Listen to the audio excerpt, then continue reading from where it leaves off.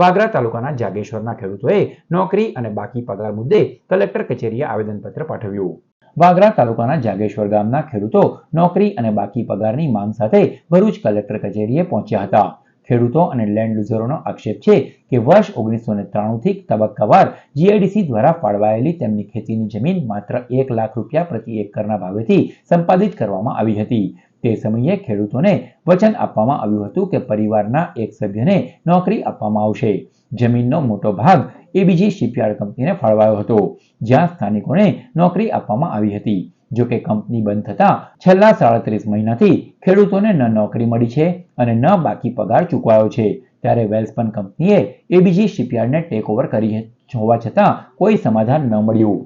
હવે ટેકઓવર કરનાર નવી કંપની નવયાન શિપયાર્ડ પ્રાઇવેટ લિમિટેડ, જેમાં રિલાયન્સ ઇન્ડસ્ટ્રીઝનો 84% હિસ્સો છે, તેના મેનેજમેન્ટ તરફથી પણ કાયમી નોકરી અને બાકી પગારના પ્રશ્નોને લઈ કોઈ ઉકેલ લવાતો ન હોવાના આક્ષેપ કરાયા છે।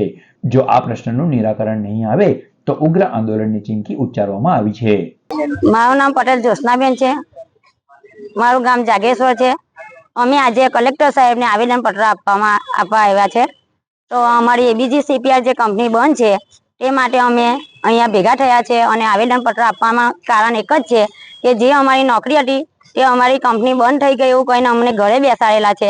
અત્યાર સુધી અમારો 36 મહિનાનો પગાર પણ જે બાકી છે તે પણ અમને આપવામાં આવ્યો નથી અને જે અમારા લેન્ડ યુઝર હતો એમને પણ નોકરી અત્યાર સુધીના લીધા નથી। હમણાં એ લોકોએ એવું કીધું હતું કે અમે તમને પગાર આપીશું, પણ હજુ સુધી કોઈએ પગાર આપ્યો નથી। કે જેથી અમારા જે લેન્ડ યુઝરનો પ્રશ્ન છે, આ કંપની વાળા અમને અલ્લા ટલ્લા કર્યા કરે છે, કોઈ વાતનો સરખો જવાબ આપતો નથી। પહેલા એબીજી શિપયાર્ડમાં હતા, ત્યારે પછી કંપની વેલસ્પનમાં ગઈ, વેલસ્પન વાળા નોવિયન શિપયાર્ડ અને રિલાયન્સના ટેકઓવર કરે છે, બંને સહભાગી કંપની છે। હવે અમે અધિકારી જો વાત થઈ એ લોકો અમને કોઈ જવાબ સરખો આપતા નથી। એના કારણે ફરી બીજી વાર અમે 2 વર્ષ પહેલા બી આવ્યા હતા અને આજે ફરી અમે આવેદનપત્ર આપવા વાળા છે કે જે સાહેબ આપણે 80% જે સ્થાનિક રોજગારીનો જે પ્રશ્ન છે કે સ્થાનિક જે રોજગાર લેવા પડે 80%, તે આજે એનો કાયદો ચોપડે જ છે, એનું કોઈ નિરાકરણ આવતું જ નથી।